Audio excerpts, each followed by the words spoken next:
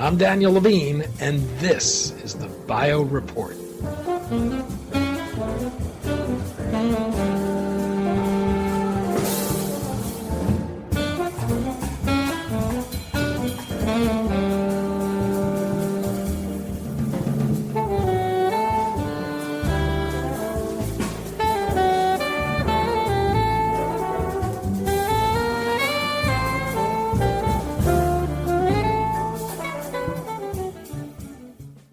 From cell to cell within a given tissue, variability exists.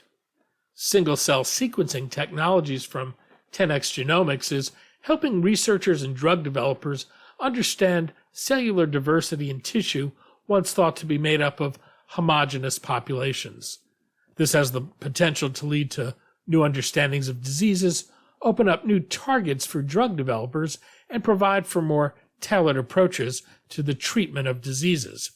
We spoke to Michael Schnall-Levin, Chief Technology Officer and founding scientist of 10x Genomics, about the company's platform technologies, the diversity of the cellular populations within the body, and how this is changing our understanding of health and disease.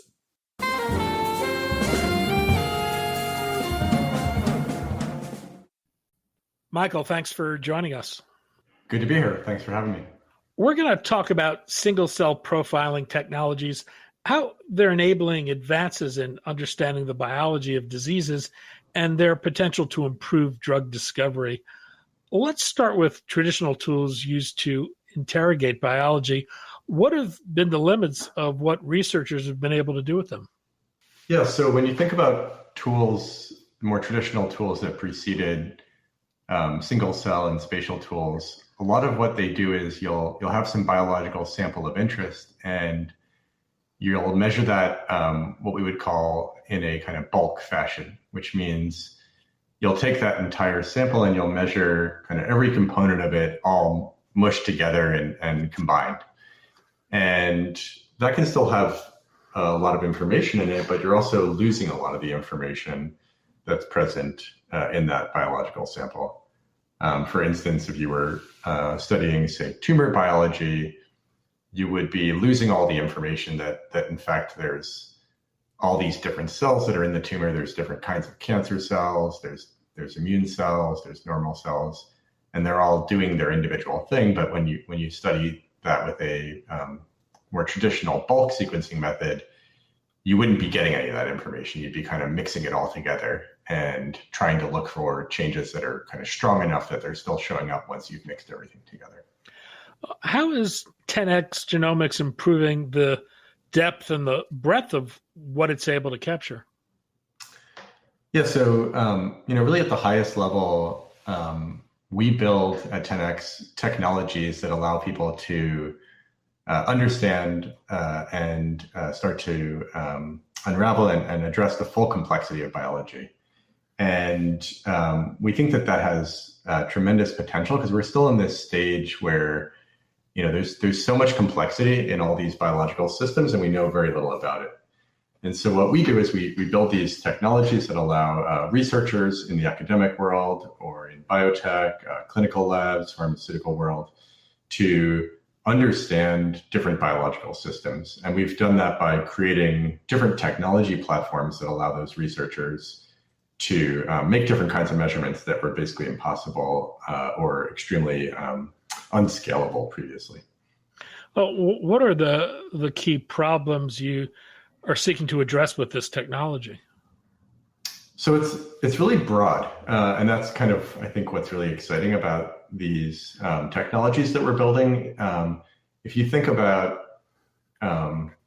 biology, and even going back to some of the earliest studies where people looked under a microscope and realized that organisms were made up of cells, pretty much every problem in biology involves different cells interacting with each other. And so the application areas are pretty much anything where biology is doing interesting things, and then ultimately anything where there are interesting problems in human health. So our technologies are particularly impactful right now in areas like oncology, and immuno-oncology, immunology, autoimmune disease, neuroscience, but also basic biology areas like developmental biology and just understanding, the basics of how human or other animal biology works.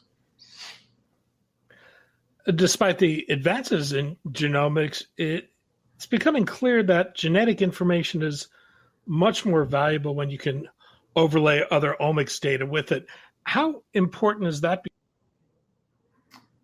Yeah, that's really becoming critical. I think in the early days of the Human Genome Project, there was a lot of excitement about the impact that project was going to have, and in particular, allowing us to first understand what the human genome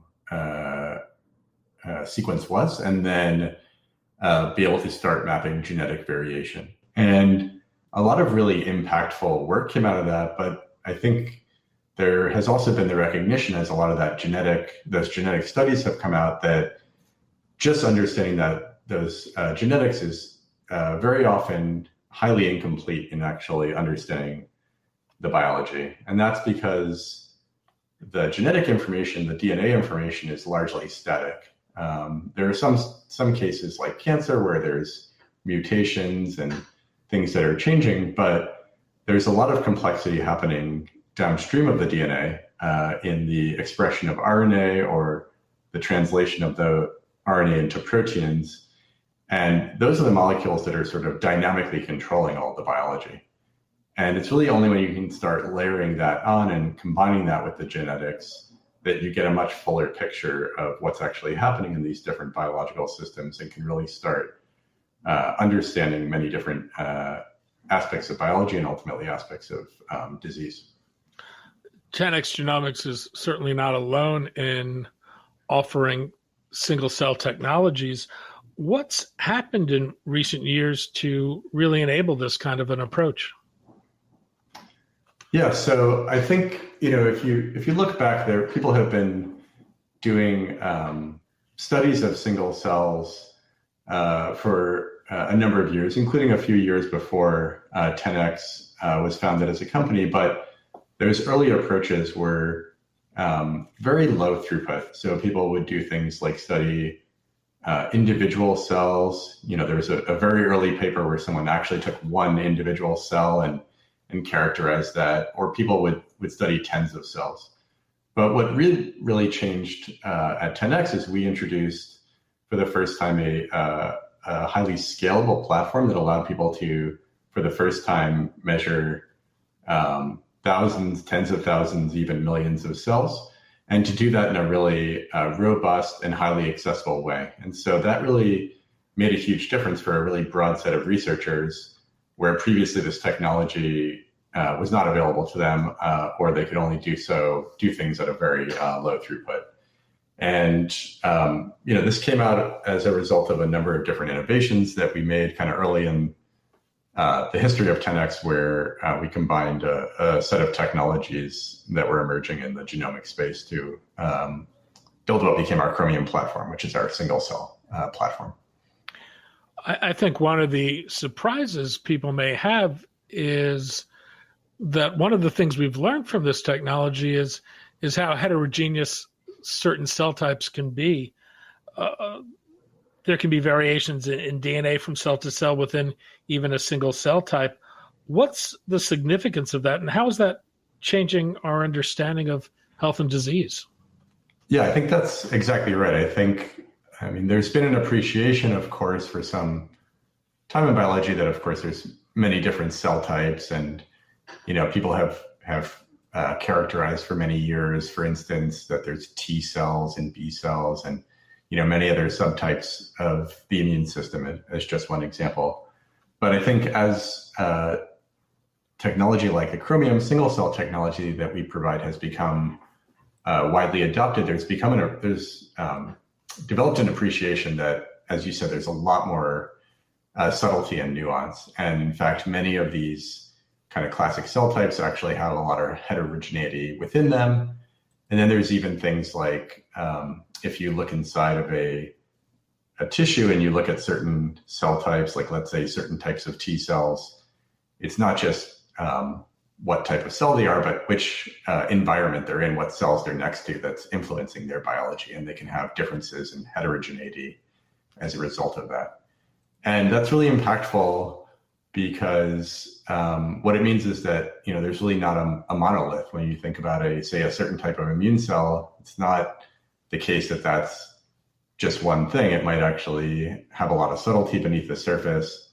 And that subtlety can actually impact, say in the case of those immune cells, what they do. Are they killing a foreign cell like a cancer? Are they protecting it? How are they actually interplaying with the rest of the biology? And so it's incredibly important to be actually able to map this all out and understand this, and then understand the downstream conclusions of having done that. 10x Genomics has a number of different platform technologies. I wanted to walk through the primary platforms and have you explain what they are and how they work and how they're used. Let's start with Chromium. How does Chromium compare to traditional single-cell methods? Yeah, so as I mentioned earlier, the more traditional methods were based on doing things at a very low throughput fashion. So you would do things like isolate individual cells in kind of large compartments, either little plastic tubes, or there'd be plates that allowed you to have tens of compartments, and then you would do manipulations of those cells that way.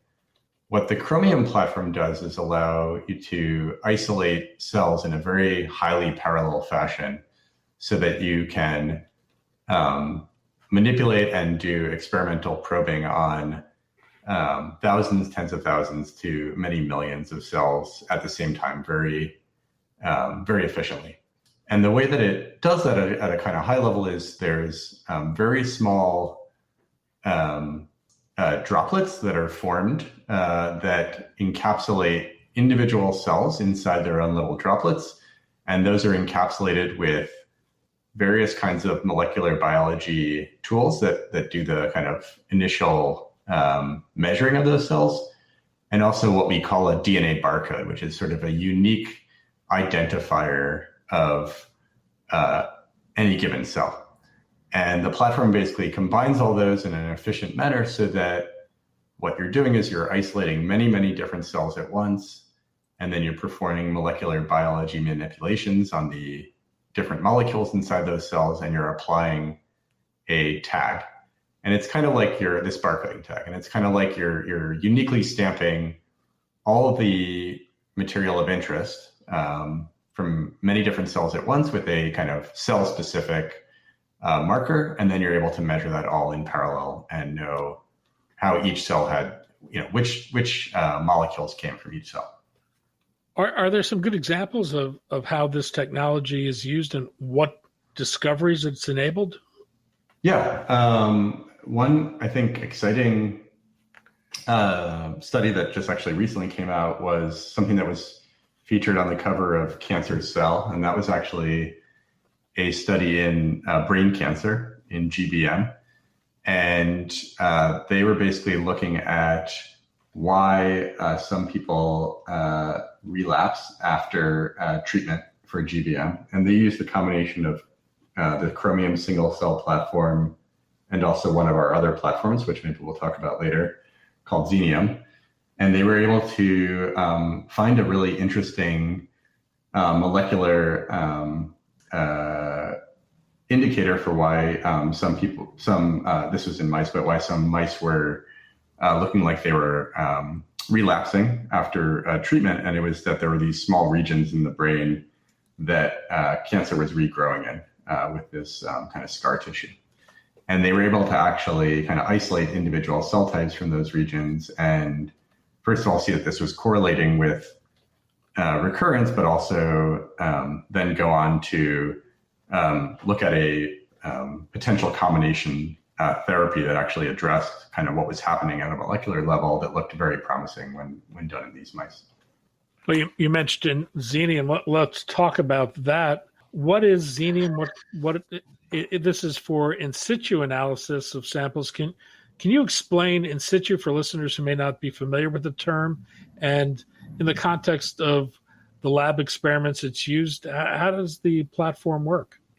Sure, and maybe just at a high level, I'll kind of frame that at 10x we have three platforms, and I would say they're kind of broadly in two categories. So the first is what we've mostly been talking about, is what we call single cell analysis, and that we have our Chromium platform for.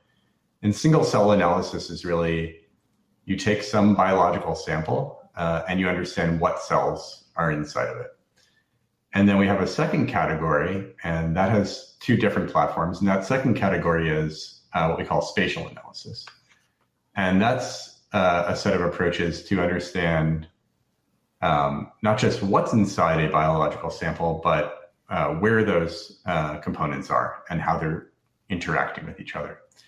And we have two different platforms inside of that. We have our Visium platform and a Xenium platform. And those are really kind of two different technological approaches that have different strengths and kind of different application areas that they're focused on.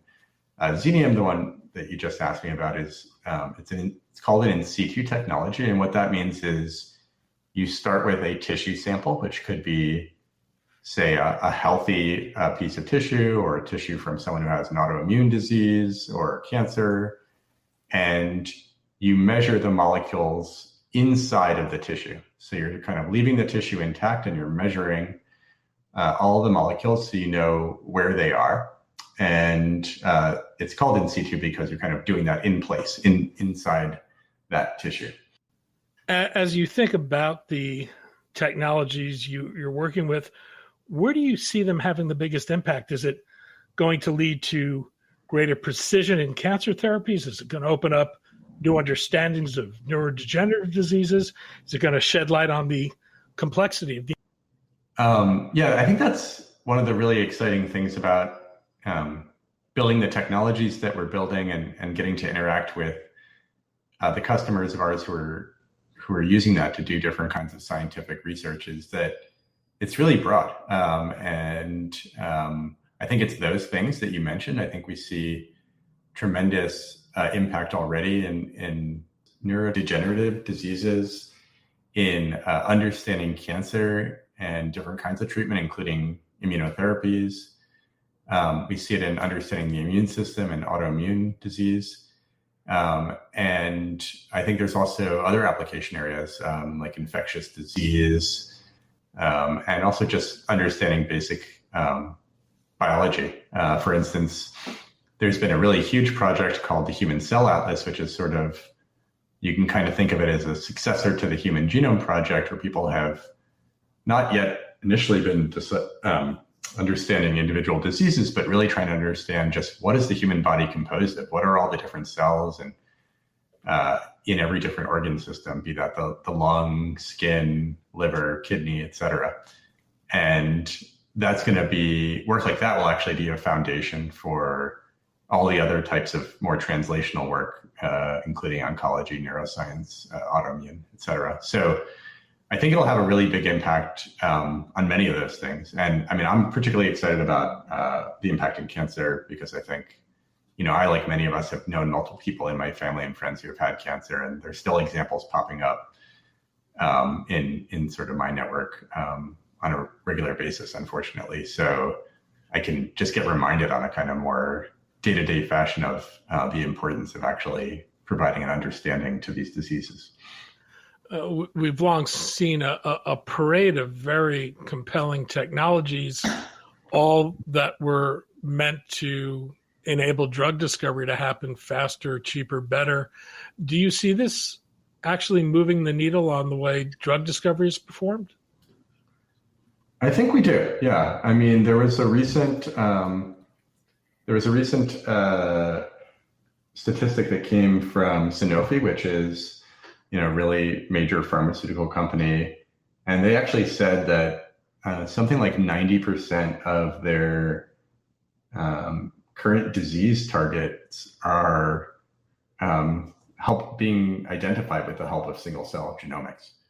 And that was a quite, powerful statistic to see from someone, from a company that does a tremendous amount in the field. So I think we're already seeing and hearing from our customers a lot of impact to these technologies in moving multiple things in therapeutic development, and that's both kind of discovering the biology that's causing disease or causing progression of disease, but also starting to look at things like what are the biomarkers to start stratifying patients and understand why some people are responding to, say, certain therapies and some people aren't. Of course, I think it's always important to have humility. There's tremendous complexity, as I said earlier, to biology and to all these diseases. So I think any technology is going to not be the silver bullet. I think what we're seeing is that single cell and spatial technologies that we build are going to have, we believe, and we're already seeing evidence, have a tremendous impact, but then there's still going to be a lot of work to be done. And there's going to be additional complexity and potentially additional tools needed beyond that to understand different aspects of biology. And that's why this is going to be a kind of multi-decade effort to do all this work. We're also at a time of rapid advances with the integration of AI into all aspects of discovery and development. Is 10x Genomics incorporating any AI to any extent in its products? Yes, we are. So we already include some AI in our Xenium platform, and we use that to basically do a set of automated processing of images that platform will take of a tissue, and it will identify from those images where all the cells are in a tissue. And it's done that by training. We've trained AI models on sort of human labeled data. And we have a number of other kind of product areas where we're starting to introduce AI tools. But I think this is kind of very early days. This is just scratching the surface of what's possible. And we've started to map out some possibilities. I should also say that I think we're seeing a lot of interest from customers in generating large data sets with our technologies to power different AI models that they think will be really impactful. And there have been already some large public studies that have been announced. So for instance, there's a effort that's called OAKN that has been using multiple of our platforms and has plans to study over 7,000 tumor samples and then build really giant database from which to mine for kind of downstream AI understanding of the data and building of different AI models. And they just recently announced that they got through the first 1,000 of those samples and have made substantial progress against that 7,000 sample goal. Well, I'm wondering if that appetite for large data where you now have a means of analyzing these data sets, whether that's changing anything you're doing on the data side. I think it's starting to, and I think we're seeing, for instance, that there's an increasing desire for certain kinds of large-scale studies. If you look at these kind of more modern AI approaches, they're really powerful when you can feed lots of data into them. And I think we saw that with LLMs and a lot of the kind of deep learning neural networks in general, not just within the genomic space, that those were actually some of the earliest tools in artificial intelligence field. But in the earliest days, people just didn't have the scale of data sets to actually fully utilize those tools. And there was a lot of development of other kinds of tools. But then in the most recent years, there were some advancements on the algorithm side. But the big thing has been just pulling in tremendously large data sets and powering those tools. And that's obviously resulted in just kind of a complete game-changing set of capabilities that have come out.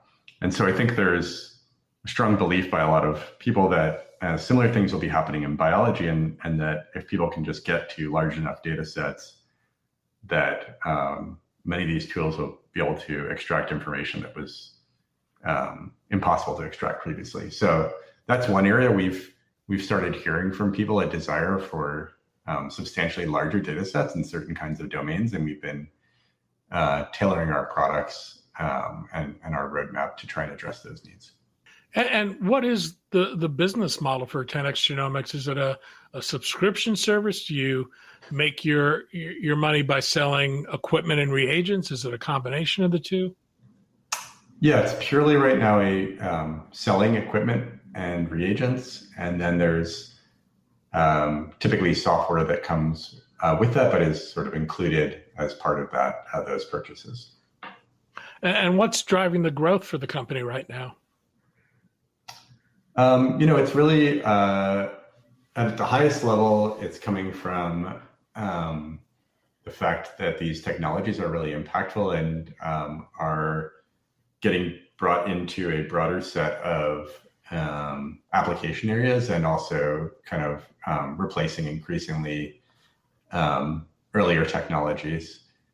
So at the more kind of tactical level, we continue to add new kinds of customers, both academic researchers and biopharma customers. And then we see people who have been using our technologies also scale their usage up as they get through evaluation and look for additional application areas where they can apply those technologies. 10x Genomics boasts a large patent estate. It has at times been criticized for its aggressive protection of its IP. There was a piece in Gen in March in which the company defended its strategy in the face of criticism from academic researchers and competitors who charged your infringement suits were squelching innovation. What's the case for your strategy, and have these cases all been resolved? Yeah, so at the highest level, we have spent tremendous amount on development of different aspects of our technology.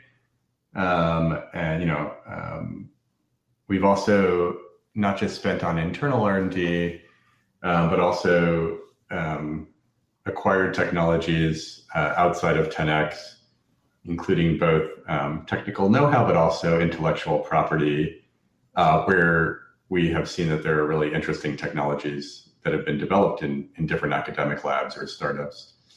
And the reason the patent system exists is because it seeks to protect the investments that various people make, either in their own R&D or, say if some small group of grad students goes and starts a startup company and they had an idea earlier than everyone else, and they get a patent granted for that they should be rewarded for that. And, we've really tried to be good citizens and go out and reward those people in cases where they have interesting technology. And so we see that it's really our duty in those cases where we've made a very substantial investment and where inventors have been rewarded, that we also protect those rights. And it's not something that we do lightly, but in cases where we've made a really substantial investment and someone is infringing our IP, and that is preventing us from realizing the returns on that investment, we have gone into litigation.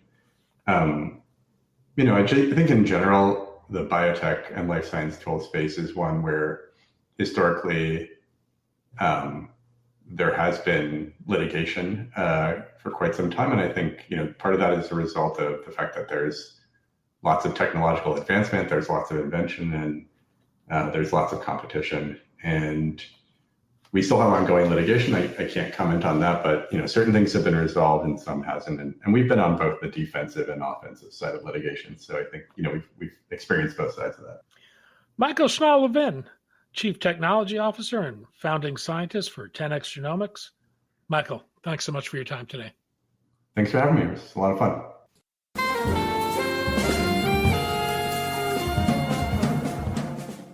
Thanks for listening. The Bio Report is a production of the Levin Media Group. To automatically download this podcast each week, subscribe to our RSS feed or through iTunes or other podcast manager. To join our mailing list, go to levinmediagroup.com. We'd love to hear from you. If you want to drop us a line or are interested in sponsoring this podcast, send email to danny@levinmediagroup.com. Special thanks to Jonah Levine, who composed our theme music, and the Jonah Levine Collective, which performs it.